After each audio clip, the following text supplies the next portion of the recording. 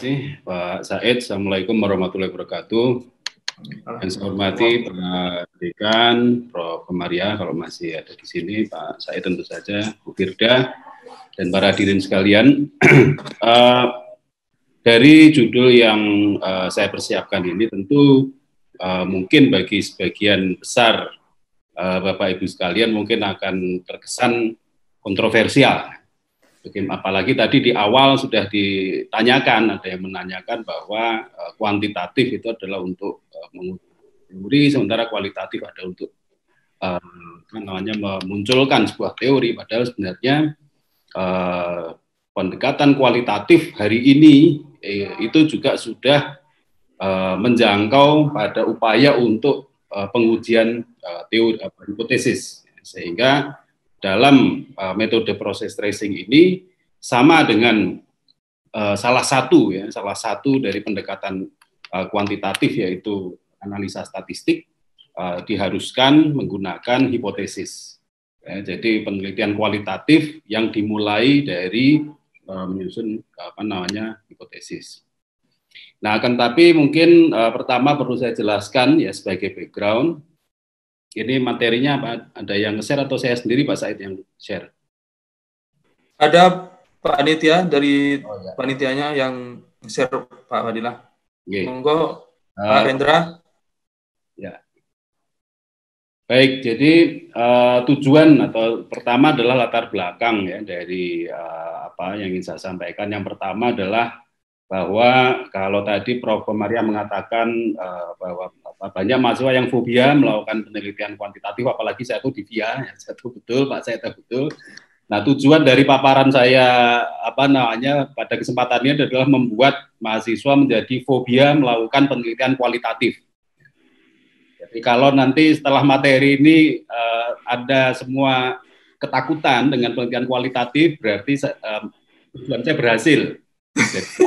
Jadi, karena apa? Karena selama ini penelitian kualitatif dianggap sebagai alternatif yang gampang ya. Jadi padahal sebenarnya tidak ada metode yang gampang, yang ada adalah metode yang dianggap gampang atau digampangkan. Sebenarnya kualitatif juga sebuah metode yang sangat robust ya. Dan, kalau kita mau serius sebenarnya juga banyak hal yang bisa digali di situ. Oke, jadi yang pertama adalah perlu ada pembedaan ya antara tiga konsep yang ini sebenarnya sudah banyak diulas dari Elinor Ostrom ya tahun 2011. Kita semua tahu Ostrom ini adalah peraih hadiah Nobel di bidang ekonomi, tapi kalau kita baca buku beliau dan paparan beliau dalam pidato pengadu gerahan Nobel pada tahun 2009 itu lebih banyak berbicara tentang kebijakan publik ya. Ostrom mengatakan waktu itu mengambil kasus tentang the common of goods, ya, dalam hal ini adalah sumber daya yang itu tidak bisa diklaim kepemilikannya oleh negara tertentu. Nah, itu bagaimana tata kelolaannya, itu sebenarnya yang dikaji oleh Ostrom. Tapi kebaruannya bukan di situ. Kebaruannya bukan di situ, tapi kebaruan dari Ostrom adalah meluruskan cara berpikir para ilmuwan itu supaya tidak overlap, membedakan mana yang teori, mana yang framework, dan mana yang model.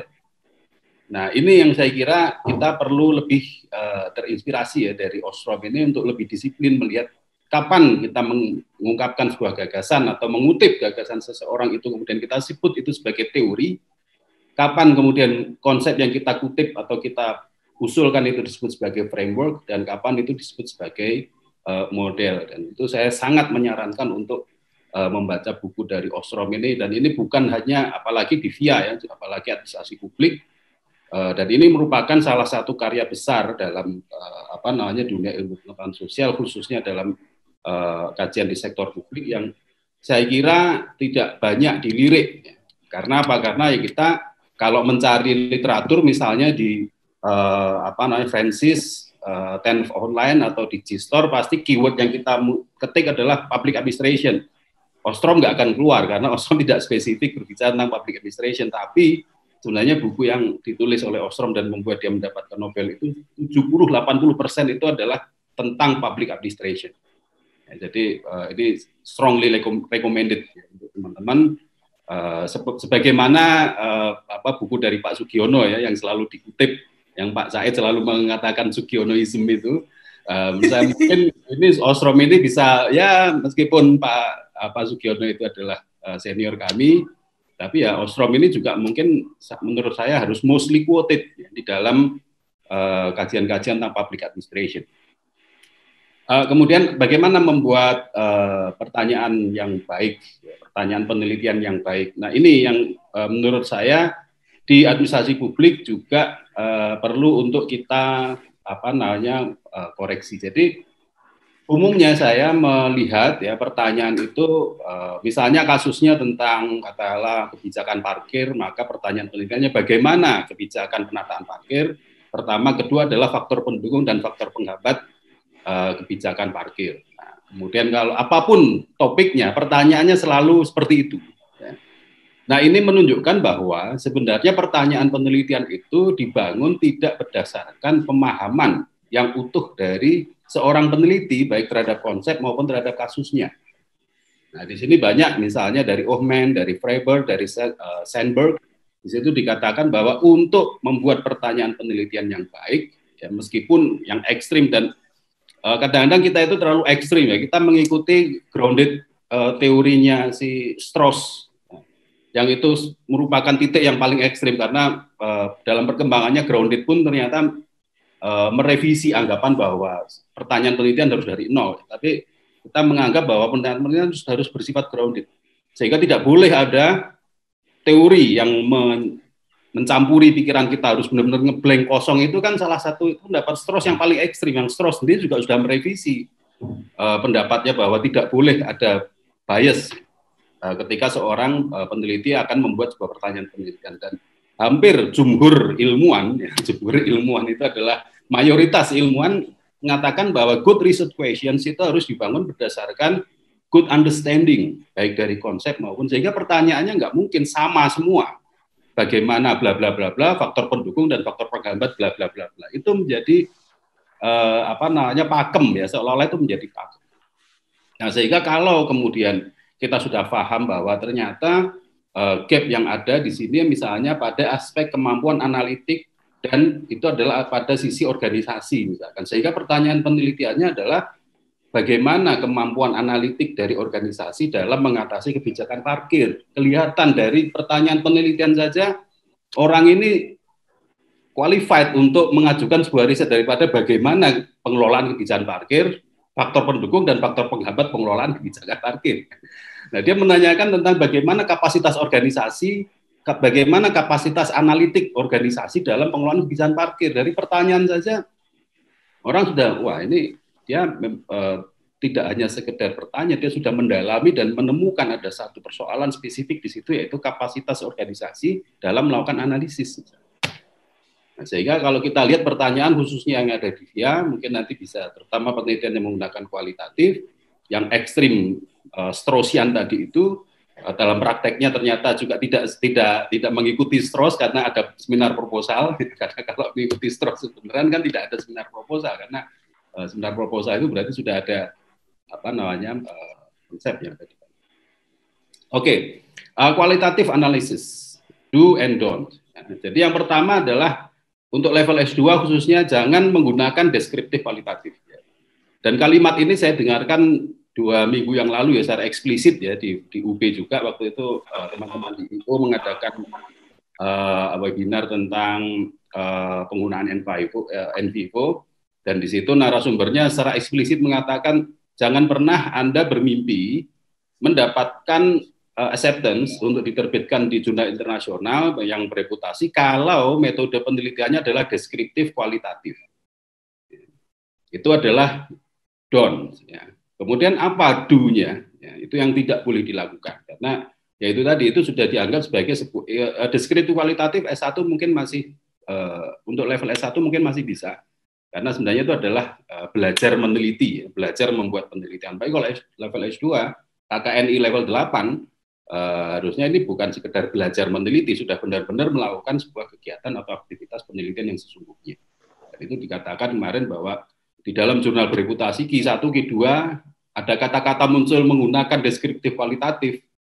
Wah itu hanya yang benar-benar temuannya luar biasa saja mungkin yang bisa lolos. Tapi kalau masih menengah dan sebagainya itu kayaknya agak sulit. Lalu apa yang bisa dilakukan? Banyak sekali content analysis, thematic analysis, kemudian content and comparative analysis. Nah, itu yang nanti kita akan coba gali. Dan apa yang baru yang di sini saya sebut dengan pendekatan atau sebuah metode yang dinamakan dengan proses tracing. Slide berikutnya, Pak. Nah, proses tracing, ya, ini dikatakan proses tracing has grown popularity among qualitative researchers. A research designed to use process tracing as a valid and substantial tools for hypothesis testing and explaining causal mechanisms. Ya. Nah, ini kalau Anda lihat literatur yang saya kutip, ya, itu mulai dari tahun 2013, yang ini memang buku babonnya dari proses tracing, yaitu Pitch and Peterson. Kemudian ada Bennett, ya, tahun 2015, Hamri and Jacobs tahun 2015, Mahoney 2012, Roefling dan Rix and Liu yang paling baru itu adalah, kalau ini yang terakhir ini bukan buku tapi artikel tahun 2018.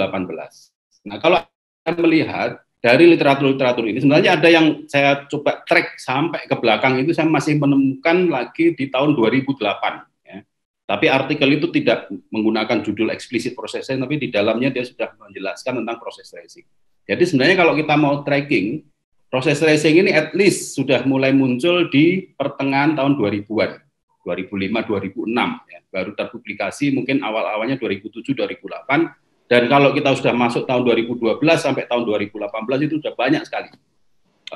Sehingga yang saya katakan kalau kita bandingkan dengan metode kualitatif yang lain seperti fenomenologi, kemudian etnografi, kemudian case study dan sebagainya, jelas metode proses tracing yang paling mudah. Sehingga saya wajar kalau di Indonesia belum banyak yang update, ya, belum banyak yang tahu bahwa ada metode kualitatif yang berangkat dari hipotesis.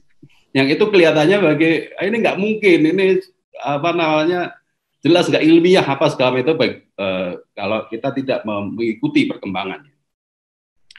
Nah, sehingga apa yang menjadi penekanan dalam proses tracing ini adalah evidence types, ya, jadi tipe dari evidence yang dipakai. Nah, sehingga kenapa? Karena di dalam kuantitatif pun kalau ternyata p-value ketemu di bawah 0,05 misalkan, tetapi ternyata data yang dimasukkan itu tidak cukup baik, misalnya kualitasnya itu sebenarnya juga tidak kredibel. Ya. Kenapa? Karena bukan hanya hasilnya, tetapi juga evidence-nya itu perlu dicek apakah dia robust atau tidak. Nah, kemudian yang poin yang ketiga di sini saya katakan focusing on the past events and how they are interlinked.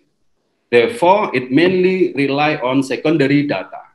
Nah, di sini maka saya menggunakan momen ini untuk memperkenalkan, ya, sekaligus mempromosikan. Ya, kalau dalam bahasa marketing itu ya ikut menjadi sales, ya, ikut menjadi sales dan reseller. Kalau bahasa medsos ini menjadi pengecer dari metode proses tracing ini. Ayo kita explore, ya, metode-metode baru supaya tidak jumut, ya, dengan metode yang itu saja. Ya. Nah, ini ada yang baru, kenapa nggak dipakai? Dan ternyata nanti saya akan tunjukkan seberapa populer sih sebenarnya metode ini. Nah, karena ini adalah tentang karena ini adalah tentang past events, di sini di poin ketiga saya tuliskan, ya, secara eksplisit. Jadi tentang kejadian-kejadian masa lalu, kita tidak bisa melakukan tracking terhadap apa yang sedang terjadi. Itu terlalu spekulatif. Ya. Kalau kita melakukan riset proses tracing terhadap sesuatu yang sedang terjadi, katakanlah misalnya kebijakan pemerintah Kota Malang tentang new normal itu sedang terjadi dan kita melakukan riset sekarang dan itu dilakukan dengan proses tracing, itu mungkin agak terlalu risky. Kenapa? Karena hasilnya bisa jadi unpredictable. Nah, tetapi kalau kita melakukan pelacakan terhadap kejadian-kejadian yang sudah lewat, dan itu juga sebenarnya penelitian kuantitatif itu pada dasarnya juga adalah past events. Karena yang kita survei, baik melalui Google Form dan sebagainya, itu adalah persepsi mereka terhadap kejadian yang sudah pernah mereka alami. Ya, sehingga sebenarnya adalah past event. Semua penelitian itu past tense, ya. Tidak ada penelitian yang present tense, kecuali mungkin etnografi. Ya, mungkin etnografi itu present, tapi selain etnografi, sebagian besar adalah past tense. Nah, slide berikutnya, silakan.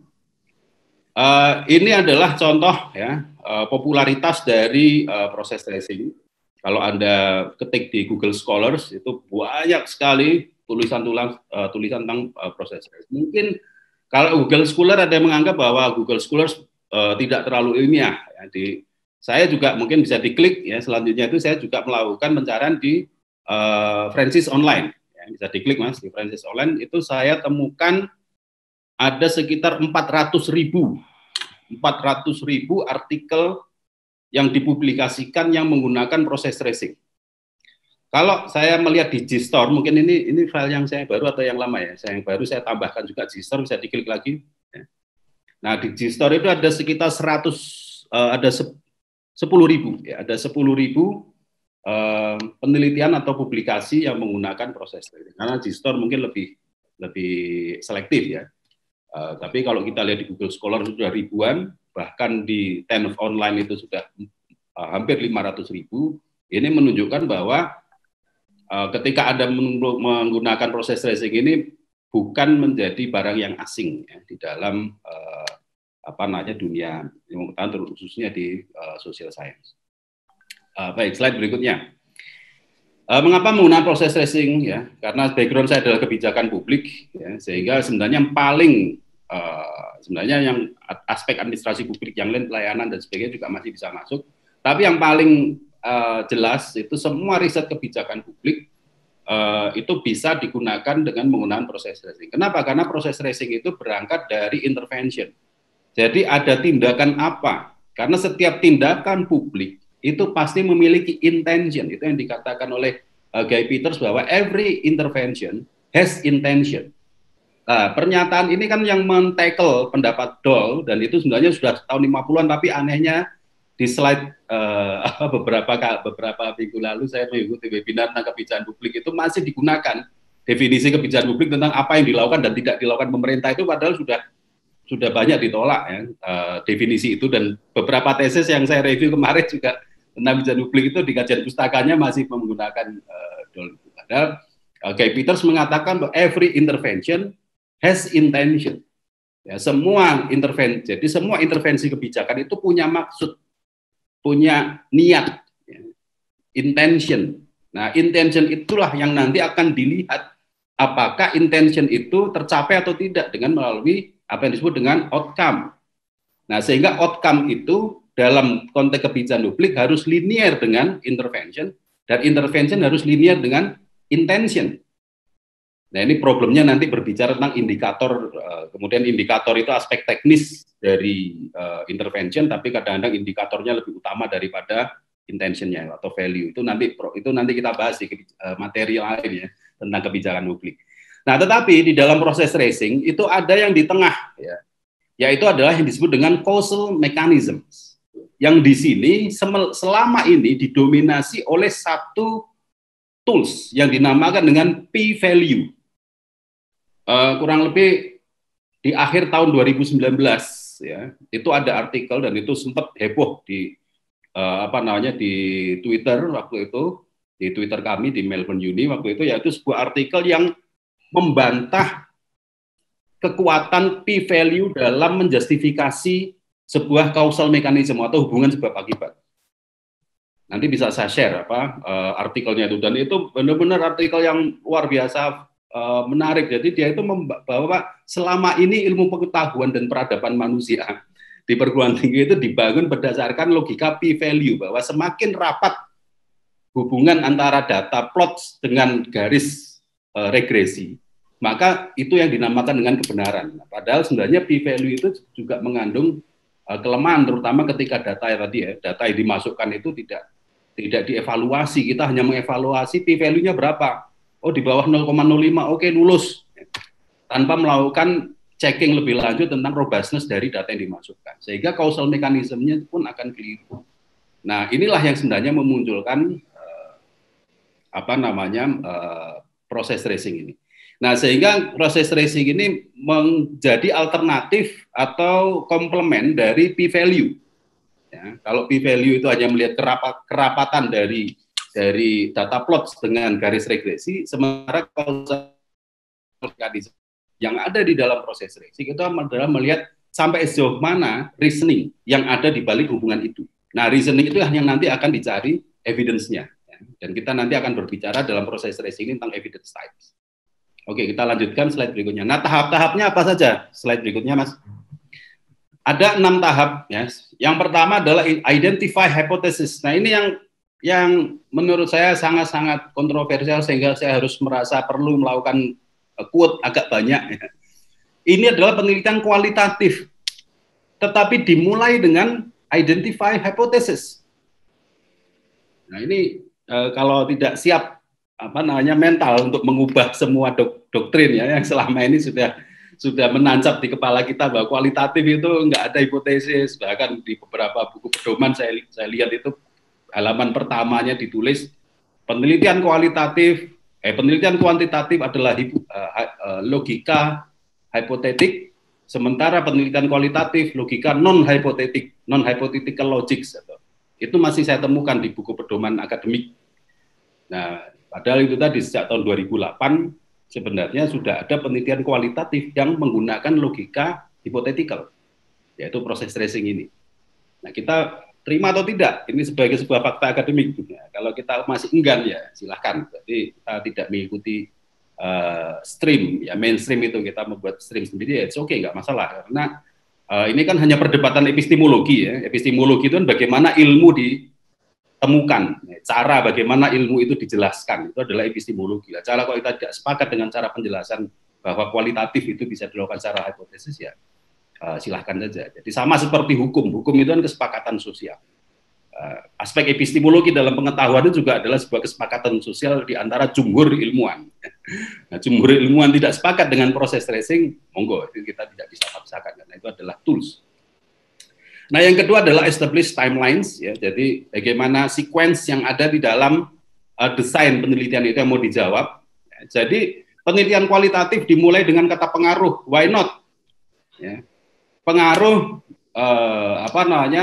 PAD terhadap inovasi daerah dilakukan dengan pendekatan kualitatif. Nah, ini kalau tidak update langsung dicorek besar-besar itu oleh Kaprodi ya. Langsung disobek-sobek. Penelitian kualitatif kok pengaruh.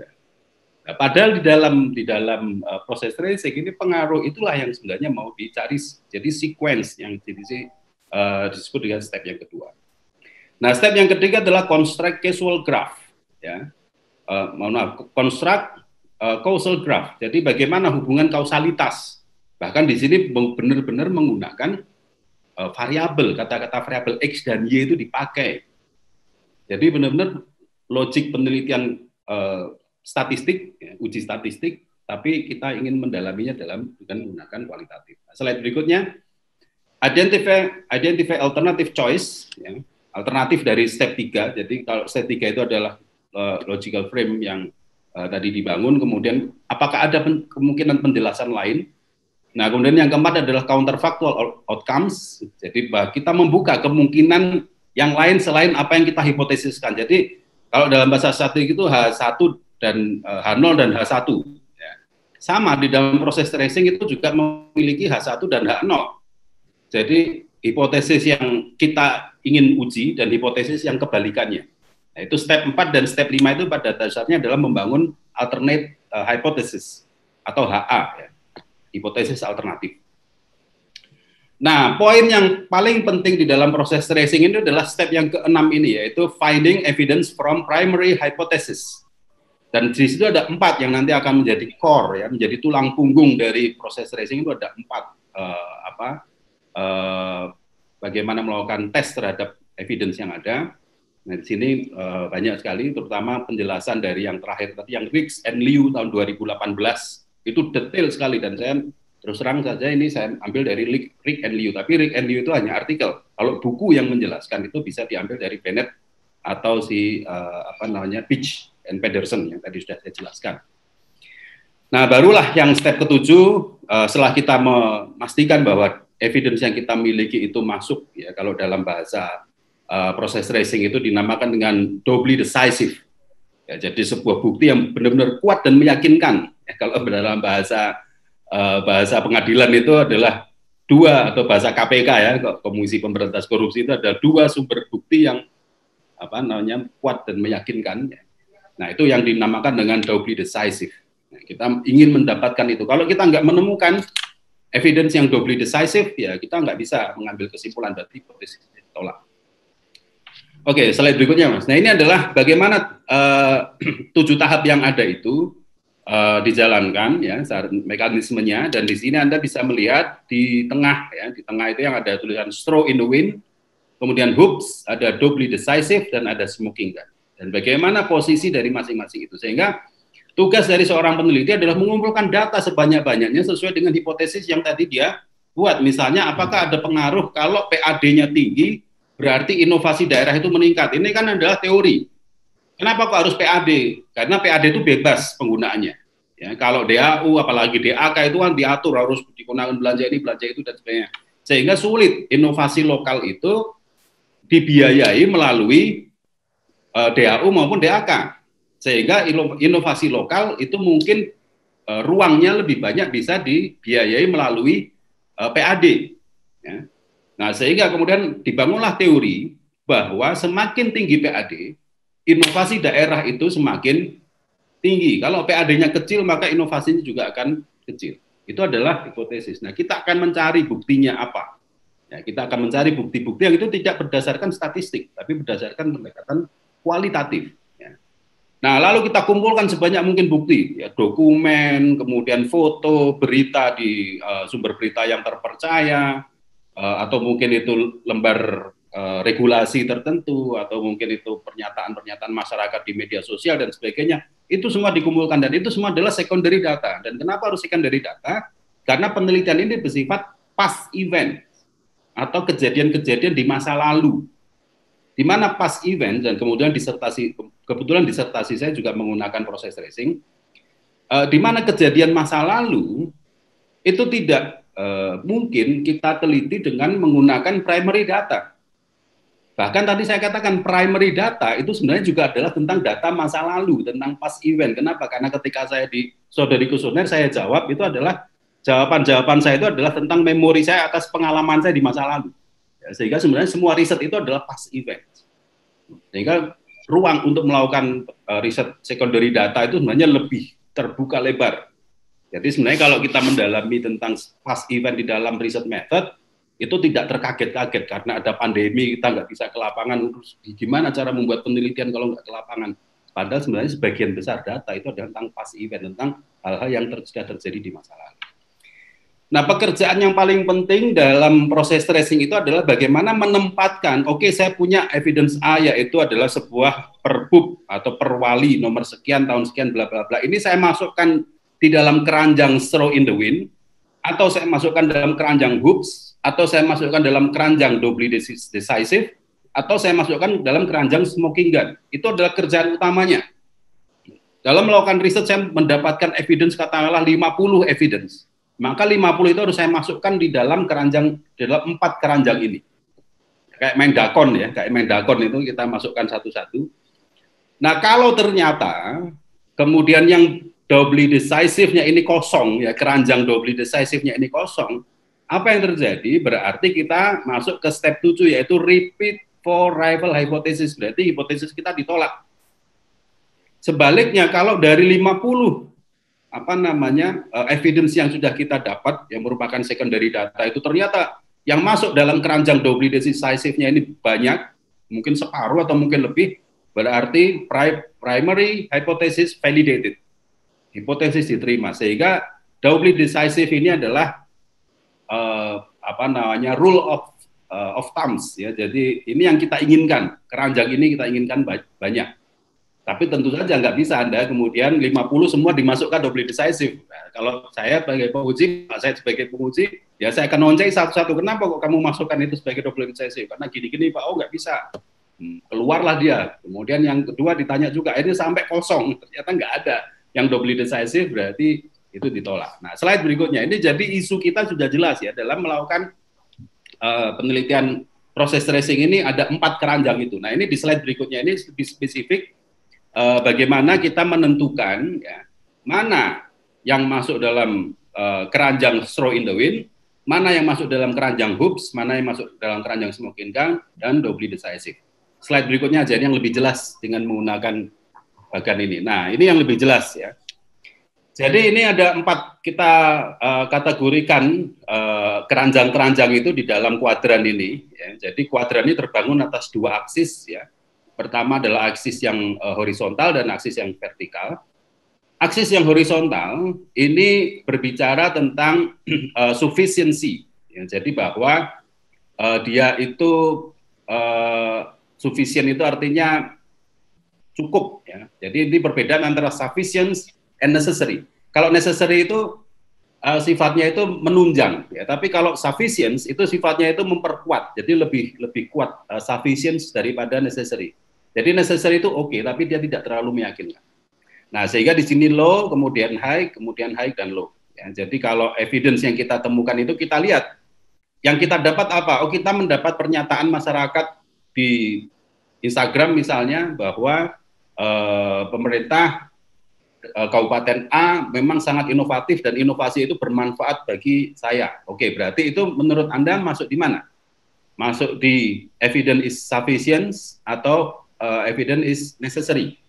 Kalau Anda mengatakan bahwa pernyataan masyarakat itu adalah kuat dan inilah sebenarnya adalah bukti yang kuat dan meyakinkan dalam bahasa KPK tadi, maka bisa kita pertimbangkan dia masuk di necessary. Berarti high necessary. High necessary berarti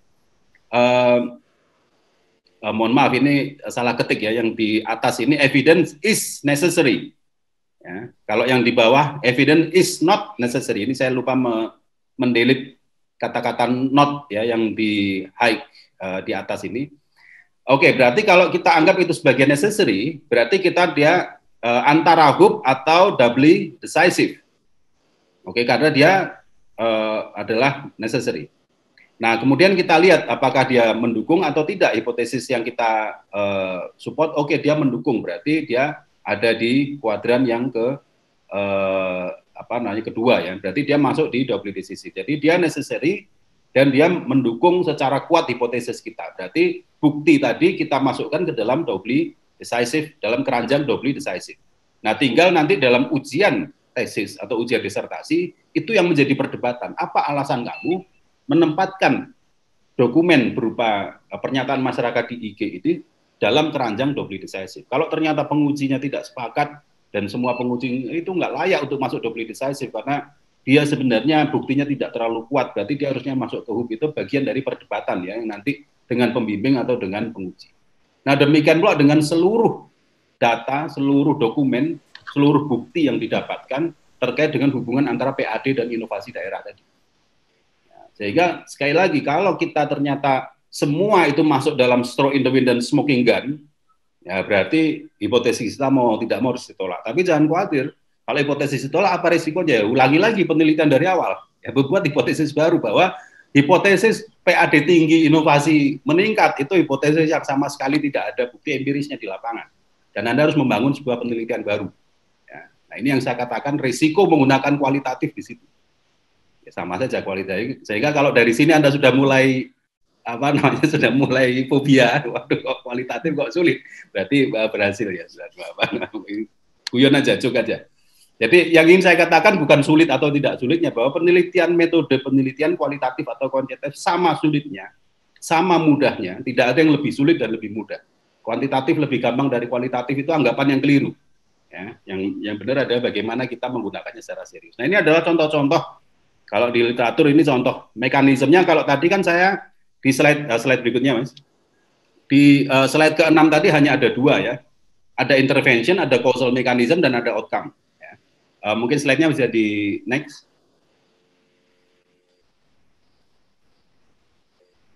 Silakan slide berikutnya ya. Oke. Nah, ini adalah contoh ya bagaimana universal healthcare campaign ini akan berdampak pada free universal healthcare. Jadi ini adalah penelitian social policy yang sekarang juga sedang kami dalami.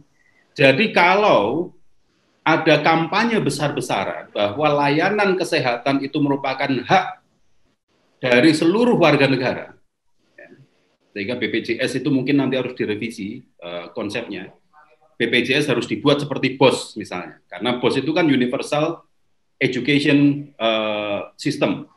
Kaya miskin dapat BOS. Sementara kalau BPJS kita ini masih ambigu ya. Dia maunya itu universal, tapi masih ada klasifikasi, ada kelas-kelas, dan belum lagi manajemennya yang masih perlu banyak perbaikan. Nah, di dalam negara-negara kesejahteraan di Skandinavia, bahkan di beberapa negara Eropa Barat juga, universal healthcare itu menjadi sesuatu yang hak dasar. Ya. Jadi dia nggak boleh ada kelas-kelasnya. Itu semua orang punya hak hidup yang sama. Dan negara harus memberikan jaminan itu. Misalnya. Nah, sehingga goalnya apa? Goalnya adalah free universal healthcare. Harus gratis. Jadi layanan kesehatan harus gratis. Nah, di sini ada hipotesis kalau kampanye tentang hak dasar, hak konstitusional warga tentang layanan kesehatan itu semakin tinggi, maka outcome-nya apa? Outcome-nya adalah layanan kesehatan akan menjadi semakin gratis. Ini isu di teman-teman social policy, ini isu-isu di teman social welfare policy yang juga menarik untuk dikaji dalam public administration. Nah, berarti universal campaign, ya universal healthcare campaign, ini adalah intervensinya. Kemudian free universal healthcare itu adalah outcome-nya. Dan di antara intervensi dan outcome itu ada mekanisme. Ya, ada mekanisme yang akan diuji hipotesisnya civil society, public government actors, dan government, sehingga kemudian menjadi free universal. Nah, ini mekanismenya di sini kita lihat ada 1, 2, 3, 4, 5. Jadi ada 5 causal mechanism. Ya, ada 5 parts di sini ya. Ada 5 part causal mechanism yang harus kita cari evidence-nya, dan evidence-nya minimal itu hoops. Kalau bisa doubly decisive.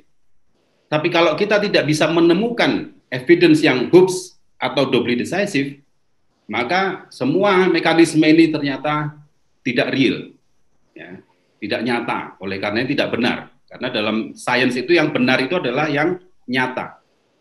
Ya, seperti dalam kajian ontologi itu kan, laut itu biru, tapi kenyataannya kan tidak biru. Tidak semua yang kita lihat itu adalah kenyataan. Sehingga yang mengatakan laut itu biru, dia sedang mengatakan ketidakbenaran. Kalau dia mengatakan laut itu warnanya adalah bening, berarti itu benar, meskipun terlihat biru. Itu masalah ontologi ya, nanti lain lagi nanti kajiannya filsafat itu. Tadi Prof. Maria juga sudah menjelaskan. Nah, contoh berikutnya ini skripsi di VIA yang sudah kami bimbing kemarin dan sudah lulus anaknya. Next berikutnya, ini mengkaji tentang apakah next slide. Nah, apakah dengan jadi hipotesis dia itu ketika pendapatan asli daerah digunakan dengan IT, maka sebenarnya peningkatan jumlah PAD itu akan tinggi. Kenapa? Karena berangkat dari hipotesis PAD tinggi rendah itu bukan karena potensi PAD-nya, tetapi karena kebocoran, misalkan parkir ya. Parkir itu sebenarnya tinggi, tapi yang dilaporkan mungkin nggak sampai 10%. Kenapa? Karena mekanisme tidak bocor. Sehingga kalau itu digunakan dengan IT, maka kebocoran akan meningkat, PAD akan meningkat. Itu hipotesisnya. Dan saya suruh untuk membangun sebuah causal mechanisms. Dan tiap garis panah itu harus ada minimal evidence yang statusnya adalah hoops. Karena skripsi saya minta 1 saja. Minimal 1 saja ada hoops yang itu bisa mensupport bahwa panah itu memang benar-benar ada bukti empirisnya di lapangan. Oke, bisa dijalankan karena saya tidak mau memaksa lebih tinggi, harus minimal 3 atau berapa evidence di masing-masing garis. Masing-masing 1 dan dia berhasil menemukan itu berupa dokumen, berupa regulasi, laporan kegiatan, berupa pernyataan, hasil wawancara dan sebagainya, tapi nggak banyak hasil wawancara, yang banyak itu dokumen-dokumen. Kemudian mekanisme ini ditemukan, ya. Mekanisme ini ditemukan, evidence-nya semua. Tiap panah ini saya minta masing-masing 1 evidence minimal hoops. Dan itu dalam proses bimbingan saya kejar betul. Kok berani kamu mengatakan ini hoops, kenapa? Karena begini-begini. Oh, itu bukannya sebenarnya adalah smoking gun. Oh enggak Pak, karena begini. Oke, lolos 1. Oke, konsultasi berikutnya kita diskusi panah yang kedua. Jadi jumlah panah ini menunjukkan berapa kali dia konsultasi dengan saya. Ya mohon maaf Pak, saya jadi 1 saya ada yang agak dalam tanda petik sedikit saya siksa kemarin itu. Karena ya supaya dia Pak, meskipun berdarah-darah tapi ya akhirnya saya sekarang agak pede Pak penelitiannya. Ya, nilainya saya nggak tahu terakhir itu dapat nilai apa. Nah ini yang juga mahasiswa S2 saya di Pasca, ini dia menggunakan proses tracing juga, jadi bahwa besar kecilnya sampah, kalau orang menganggap itu karena budaya masyarakat, karena masyarakat itu tidak bersih, tidak tertib, itu dia ingin menolak anggapan itu. Ya, karena dia menganggap karena S2 di sini adalah tentang lingkungan, dia menganggap sampah itu bertebaran di mana-mana, memang fasilitasnya yang nggak ada. Tong sampah itu Anda bisa lihat kualitas tong sampah di kita itu kan cuma ban bekas di apa segala macam, dan itu bertahan ya mulai berpuluh-puluh tahun nggak meningkat statusnya tong sampah kita itu tidak menjadi lebih baik. Kemudian jumlahnya juga terbatas, sedang jalan nyari tong sampah itu nggak kelihatan, sehingga sebenarnya ketersediaan pembuangan sampah. Nah, itu adalah causal mechanism. Jadi bukan budaya, tetapi minimnya fasilitas. Jadi dia ingin membantah sebuah tesis yang mengatakan sampah karena budaya. Nah, dia ingin mengatakan bahwa sampah banyak karena fasilitas sedikit. Nah, saya suruh mencari beberapa. Nah, ini next slide ya. Oh, ini slide-nya ketinggalan 2 ini. Lanjut Mas, slide yang berikutnya itu tadi tentang sampah, itu yang berikutnya. Slide berikutnya. Nah, ini yang tadi saya barusan cerita tentang sampah. Nah, ini cara dia memasukkan masing-masing evidence yang dia temukan dalam 4 keranjang tadi. Dan sekali lagi yang kita inginkan adalah keranjang yang di tengah, yaitu hoops dan doubly decisive. Ini yang dicari, yang 2 di tengah ini. Dan ini ajang perdebatannya ada di sini. Oke, berikutnya saya kira ini sudah.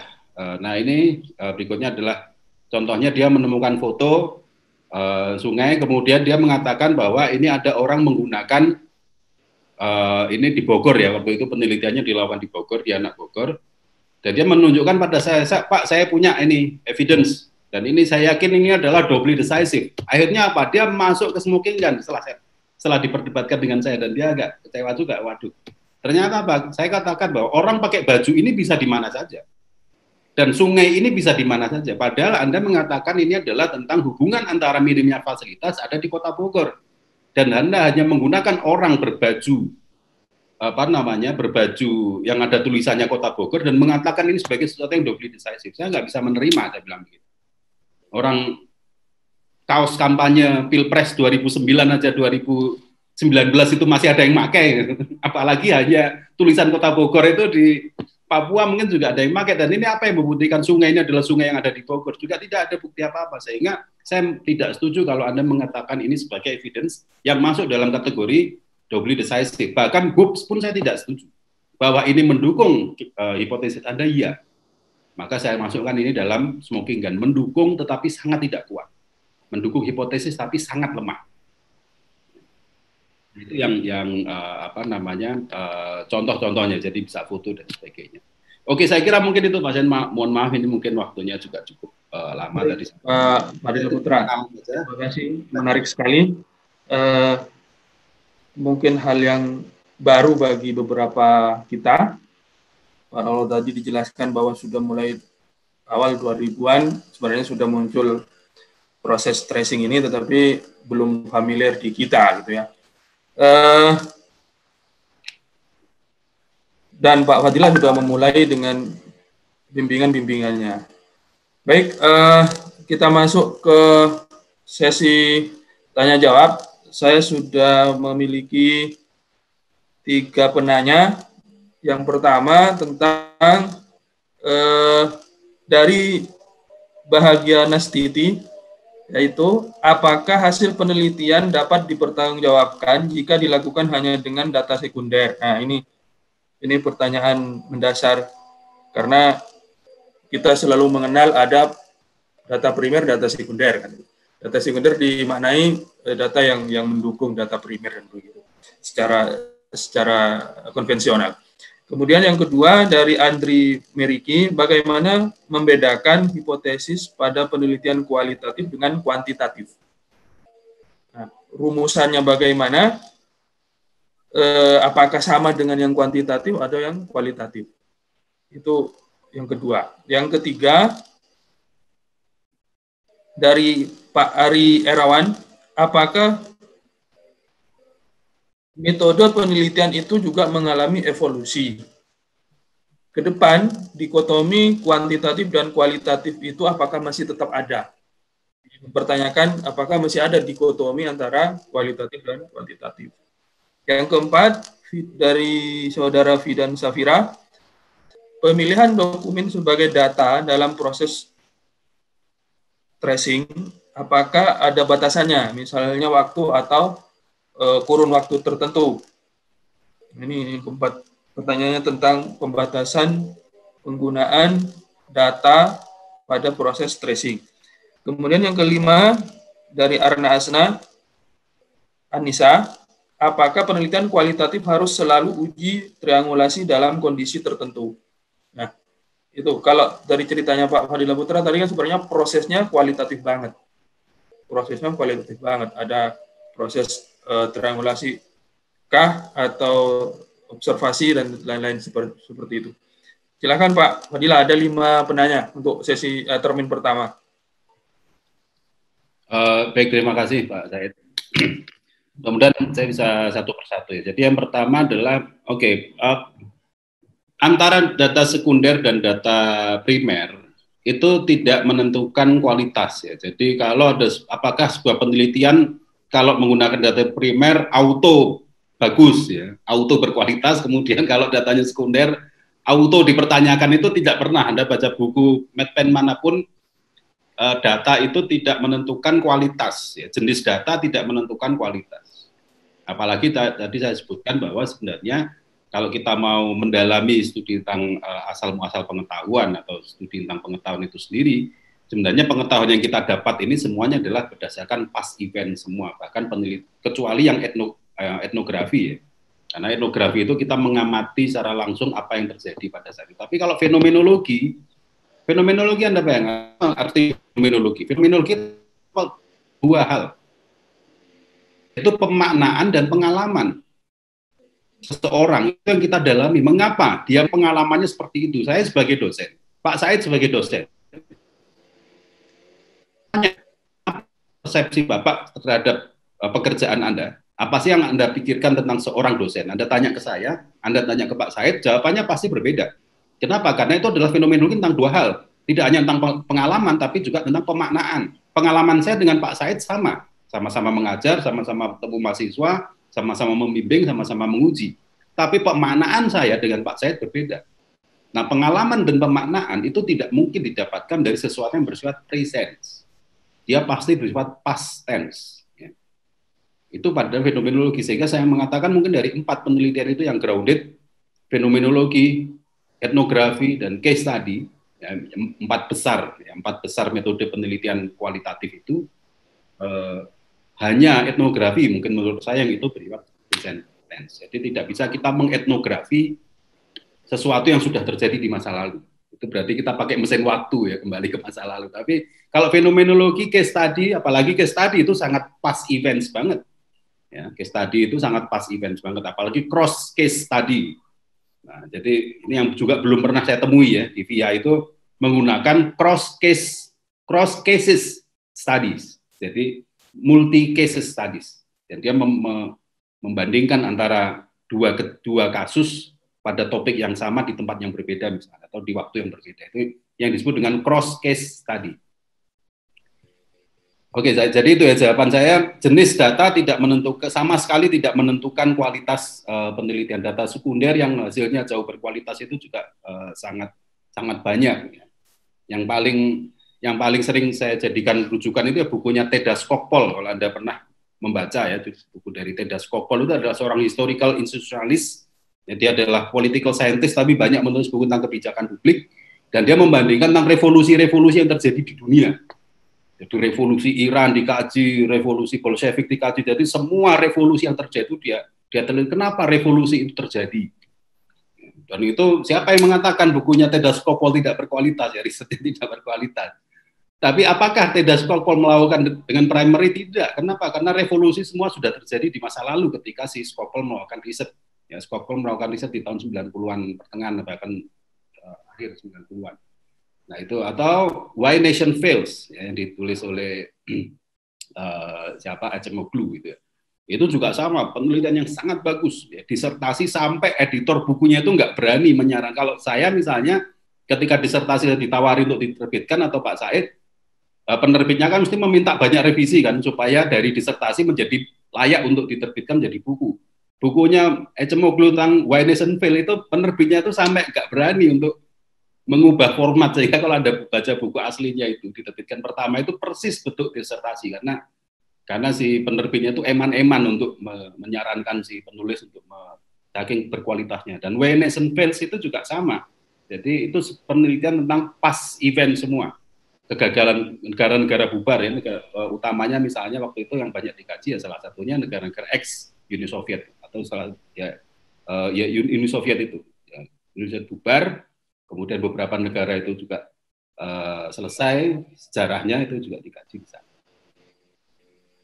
Apa bedanya? Sama ya, jadi penelitian hipotesis harus dibangun dari pemahaman yang kuat ya. Jadi tidak bisa model pertanyaan ekstrim Straussian tadi itu, bagaimana bla bla bla, faktor pendukung dan penghambat, itu nggak bisa. Kita harus benar-benar membangun sebagai seperti tadi saya katakan bahwa hipotesis yang dibangun adalah sampah itu banyak menumpuk karena budaya masyarakat yang kemproh misalnya, dan itu sebuah common sense, dan itu ditolak oleh mahasiswa bimbingan saya. Dia mengatakan masyarakat kita itu bersih, masyarakat kita itu tertib, hanya fasilitasnya yang nggak ada sehingga mereka jadi buang sampah di mana-mana. Misalkan tempat di sungai itu jadi tempat pembuangan akhir. Kenapa? Setelah dicari oleh dia, ternyata di radius 1 kilo di situ memang tidak ada TPA, sehingga sungai lah yang menjadi TPA, karena nggak mungkin mereka numpuk sampah di rumahnya. Karena nggak ada TPA, akhirnya sungai dirubah menjadi TPA. Jadi yang salah bukan budayanya, karena TPA-nya yang nggak ada. Itu adalah hipotesis, dan itu diteliti dengan proses tracing, dan tadi banyak sekali temuan yang menarik di situ. Dikotomi saya kira masih akan selalu ada, karena fakta itu ada dua ya, yaitu crude facts dan social facts. Jadi crude facts itu adalah gunung, ya, sementara social facts itu adalah gunung itu indah atau gunung itu berbahaya, itu adalah social facts. Ya, sehingga lebih banyak berbicara tentang, tapi kalau crude facts itu ya hiu. Hiu itu adalah crude facts, tapi hiu itu menakutkan, itu adalah social facts. Dan antara crude facts dan social facts itu selalu berjalan beriringan, dan itu nggak pernah dipisahkan ya di antara dua. Tapi opini masyarakat tentang sebuah fakta dengan fakta material yang ada itu selalu ada berdampingan. Secara ontologis mereka selalu ada secara bersamaan, dan yang crude facts-nya itu biasanya diteliti dengan pendekatan kuantitatif karena tadi adalah positivistik ya. Saya sepakat dengan yang dikatakan Prof. Komaria tadi, paradigma positivistik menghasilkan pendekatan kuantitatif. Jadi sepositivistik apapun proses tracing, kalau Anda mau melakukan sebuah justifikasi, kalau ada proses tracing berarti ini adalah versi positivismenya kualitatif. Tapi ingat, sepositivistik apapun proses tracing, dia masih beranggapan atau berpijak pada social facts, bukan pada crude facts. Batasan dokumen jangan dibatasi. Ya. Jadi semua evidence, bahkan tadi saya mencontohkan sampai status Instagram saja, itu bisa Anda ambil. Ya. Pokoknya, loh kok ini bicara soal sampah, ambil. Kemudian Anda melihat lagi ada poster, jangan buang sampah sembarangan, tinggal foto. Jadi kehidupan kita sehari-hari itu sudah diperumuni oleh topik penelitian kita. Sehingga apapun fakta yang kita lihat di HP, grup WA, di Instagram, di Facebook, di jalan, di dinding, di tembok, segala macam, kalau kita temukan ada fakta yang itu menolak atau mendukung, ambil semua. Apapun, nanti biarkan itu diserahkan pada proses evaluasi ya, baik dengan pembimbing maupun pada saat uji. Nah, triangulasi bagaimana? Masih ada nggak? Masih musim nggak triangulasi dalam proses tracing? Sangat masih, ya. Terutama ketika dalam menentukan apakah dia akan masuk ke dalam hoops atau doubly decisive. Kalau itu terkonfirmasi, kemudian teruji, terverifikasi, dan sudah di cross check ke banyak pihak, ternyata memang benar seperti itu. Nah, hanya yang beginilah yang layak untuk masuk dalam kamar doubly decisive. Kalau ya ini pernyataan dia aja, Pak. Kayak waktu yang Menteri tentang sampah itu ada pernyataan wali kota Pak Arya Bima mengatakan bahwa kita sudah membangun sekian ribu TPA, kita sudah membangun sekian segala macam. Saya tidak setuju kalau itu dimasukkan langsung ke dalam doubly decisive. Mungkin dia masuk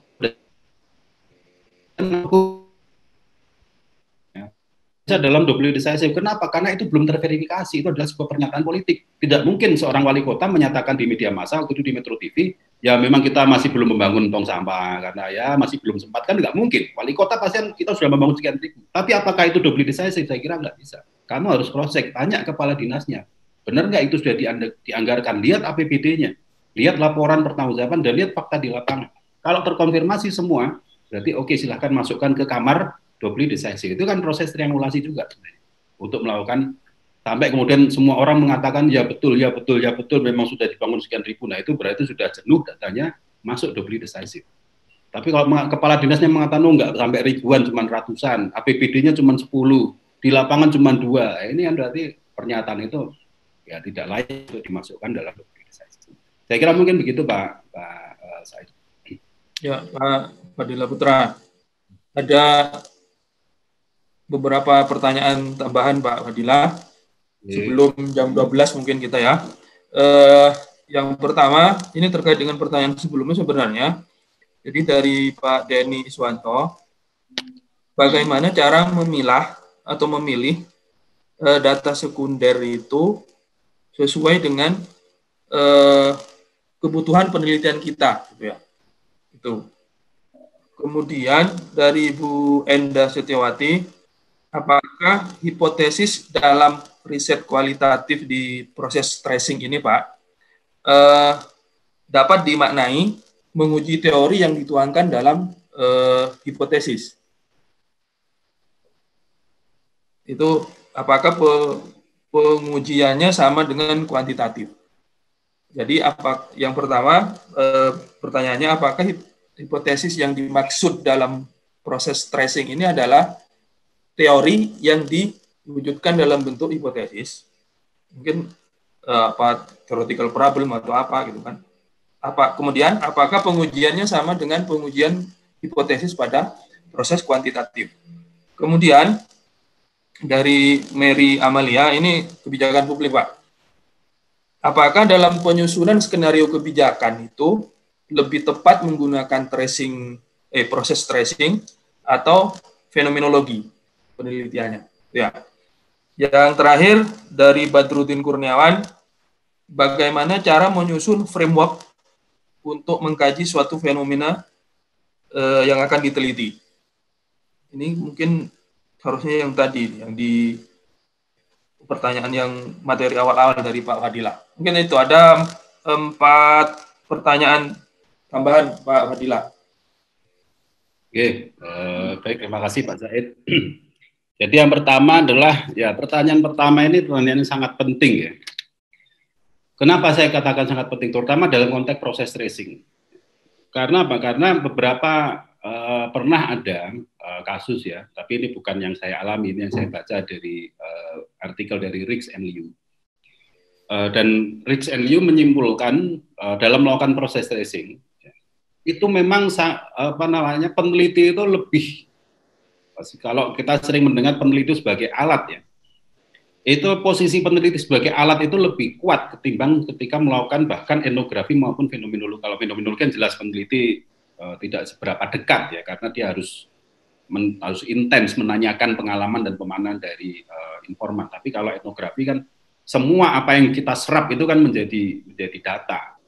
Nah sama dalam proses tracing itu hampir mirip. Kalau Rix itu mengatakan bahwa ketika kita sudah mencanang, oke, saya mau melakukan penelitian tentang katakanlah perilaku masyarakat dalam membuang sampah.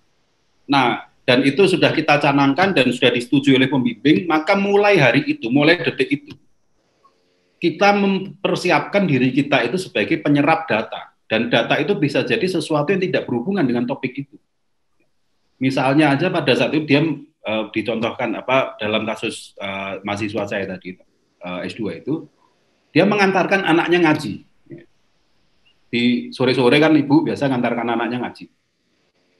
Nah, dia tidak berniat meneliti. Ternyata apa? Waktu mengantarkan anaknya ngaji, kemudian dia nunggu mungkin di depan ruangan atau gimana, dan dia mengatakan, mendengarkan bahwa si ustadznya itu atau guru ngajinya itu mengatakan tentang ya pentingnya menjaga kesehatan lah segala macam. Nah, akhirnya dia pulang. Terus besoknya dia tanya, Pak, kemarin itu saya menemukan ada pernyataan itu, apa bisa saya gunakan, apa itu termasuk data? Tapi itu kan saya tidak sedang melakukan penelitian, Pak, saya sedang mengantar anak saya ngaji waktu itu. Nah, saya katakan, Bu atau Mbak waktu itu, ketika sampai proposal sudah disetujui, maka pada hari itu semua kehidupan Anda itu adalah sedang melakukan penelitian. Anda sedang antar anak, Anda sedang ke pasar atau segala macam. Nah, itu yang apa saya katakan bahwa always be alert, bahwa fakta itu bisa datang kapanpun. Nah, kemudian dia mengatakan, loh Pak, kalau saya itu kan biasanya penelitian saya berangkat, saya bawa note, ya saya bawa kamera, kemudian saya meneliti. Lah, ini kan saya sedang antar anak. Nah, itulah yang saya katakan kalau di dalam kualitatif itu peneliti sebagai alat itu maksudnya di situ. Jadi Anda sedang di bandara, mungkin ada tugas dari kantor tidak sedang meneliti, ternyata di bandara menemukan sebuah fenomena di foto. Nah, itulah fungsinya kita punya kamera sekarang, HP itu ada kameranya. Fungsinya kan juga buat itu, bukan hanya untuk apa namanya mendokumentasikan perkembangan wajah kita dari hari ke hari saja. Tapi juga kita alert bahwa ini ada fakta, foto, dan itu semua adalah data. Jadi itu penting sekali ya, kebutuhan data dalam penelitian itu. Ketika kita sedang dalam masa melakukan riset, maka setiap hari itu adalah siap kita untuk menerima data, karena data yang kita dapatkan belum tentu ketika kita secara sengaja sedang melakukan riset. Jadi itu kita kolek, ya, katakanlah 1-2 bulan, ya, kalau untuk S1 mungkin, ya, atau S2 ya 3 bulan, berarti 3 bulan kehidupan Anda itu pagi, siang, malam, kecuali sedang tidur, karena mimpi itu tidak bisa dijadikan sebagai data. Jadi ketika Anda sedang tidak tidur, maka Anda sedang riset, itu aja lah gampangnya. Dan riset itu kan bisa dapat data, bisa enggak. Ketika enggak ada data, ya enggak apa-apa. Kemudian apakah dalam proses tracing ini sama, posisi menguji teorinya sama persis, jadi bisa dibaca di bukunya Beach dan Pedersen, ya, yang tadi sudah saya jelaskan, atau kalau mau yang agak pendek, yaitu eksplisit dijelaskan bahwa proses tracing adalah teori testing, persis seperti yang dilakukan dalam uji statistik. Dan ingat bahwa uji statistik itu hanya salah satu dari kuantitatif. Kuantitatif itu banyak sekali, ada belasan ya, at least yang saya tahu, mungkin plus yang saya tidak tahu mungkin puluhan. Dan dari sekian puluh pendekatan kuantitatif, metode kuantitatif itu salah satunya adalah uji statistik. Itu hanya salah satu bagian kecil. Uji statistik itu macam-macam tingkatannya, yang regresi, ada yang SEM, kalau itu memang banyak variabel dan hubungannya antar konstruk ya, bukan antar indikator dan sebagainya. Fenomenologi untuk policy skenario, sekilas mungkin jawaban gampang ya. Saya untuk yang policy, untuk sebuah skenario atau desain kebijakan, apakah proses tracing atau fenomenologi? Jawabannya bisa dua, bisa jawaban gampang, jawaban sulit ya. Kalau jawaban gampang, saya katakan proses tracing, karena proses tracing itu menjelaskan mekanisme hubungan antar elemen yang ada di dalam sebuah kebijakan. Tapi jawaban sulitnya sebenarnya fenomenologi juga bisa. Kenapa? Karena toh pada akhirnya kebijakan publik itu akan menyasar individu, dan individu adalah orang, Mustakas ya, Mustakas atau siapa yang seorang fenomenolog, ya, tokoh fenomenolog itu mengatakan bahwa fenomenologi itu adalah ilmu tentang menemukan manusia, itu yang paling penting. Jadi Mustakas itu mengatakan semua social science, social researcher itu menurut Mustakas harus menggunakan fenomenologi. Kenapa? Karena hanya fenomenologi lah alat untuk menemukan manusia, dan manusia itu hanya terdiri dari dua, yaitu pengalaman dia dan pemaknaan dia atas pengalaman itu. Itu adalah fenomenologi. Nah, kalau orang tidak meneliti tentang manusia, maka dia tidak akan pernah memahami fakta sosial. Kalau orang tidak memahami fakta sosial, jangan pernah dia bermimpi untuk bisa melakukan intervensi terhadap kondisi sosial. Jadi, tapi kan itu ya pendapat seorang fenomenolog, ya sah-sah saja. Itu yang saya sebut tadi sebagai problem epistemologi. Jadi fenomenologi, proses tracing, etnografi semuanya berkontribusi kalau membuat. Tapi kalau mau gampang, cepat membuat sebuah desain kebijakan yang cepat, ya proses tracing itu paling cepat, paling simpel. Ya. Tapi bukan berarti paling mudah. Tapi dia lebih terukur ya. Ya, framework itu adalah proses pendetailan dari teori, sementara model itu adalah alat untuk menguji teori. Jadi kalau saya membuat model bahwa meningkatnya PAD mengakibatkan semakin longgarnya keleluasaan daerah untuk menginisiasi sebuah program, semakin leluasa daerah untuk menginisiasi program, maka inovasi akan semakin meningkat. Itu adalah framework. Ya dari teori apa? Teori besarnya adalah bahwa inovasi membutuhkan diskresi misalnya. Dan itu kita cari aja literatur-literatur bahwa bagaimana dalam aturan yang ketat, dalam batasan-batasan yang ketat, inovasi bisa muncul. Inovasi biasanya muncul dalam kelonggaran-kelonggaran, dalam banyak diskresi yang diberikan, maka inovasi akan banyak muncul. Nah, ruang kelonggaran itu ada di PAD, misalnya. Tidak ada di DAU, tidak ada di DAK. Sehingga framework yang saya buat untuk menguji teori apakah benar diskresi itu memunculkan inovasi, saya membangun sebuah model, ya, membangun semua model, baik itu uji statistik maupun proses tracing yang ingin melihat bagaimana hubungan antara PAD-nya besar, diskresinya besar, inovasinya meningkat, misalnya begitu. Kalau tadi misalnya semakin orang aware bahwa kesehatan saya itu bukan tanggung jawab saya, tapi kesehatan saya itu adalah tanggung jawab negara. Ini kan yang nggak ada di masyarakat kita. Kita itu sudah banyak didoktrin bahwa dirimu itu adalah, nasibmu itu adalah urusanmu. Nah, sehingga kita sudah wajar kalau ada orang meninggal karena sakit, ya salah kamu sendiri. Tapi kalau di negara kesejahteraan, ada orang sakit sampai mati di jalan, itu negara udah luar biasa bisa diimpeach ya gara-gara kejadian seperti itu. Tapi kalau di kita kan orang mati karena sakit, ya salahnya sendiri, nggak punya duit, salahnya sendiri nggak jaga kesehatan dan sebagainya. Nah ini sehingga kalau tadi potensinya mengatakan bahwa semakin tinggi kesadaran masyarakat bahwa kesehatan kita itu adalah tanggung jawab negara, maka semakin besar kemungkinan negara untuk membuat kebijakan free healthcare system. Jadi, di dalamnya itu ada hal-hal detail, itu adalah model untuk menguji sebuah teori. Ketika teori sudah teruji, kita ingin lihat bagaimana penerapannya secara teknis, itu yang dinamakan dengan framework. Saya kira mungkin demikian Pak Said, kurang 1 menit pas ini tinggal untuk kesimpulan.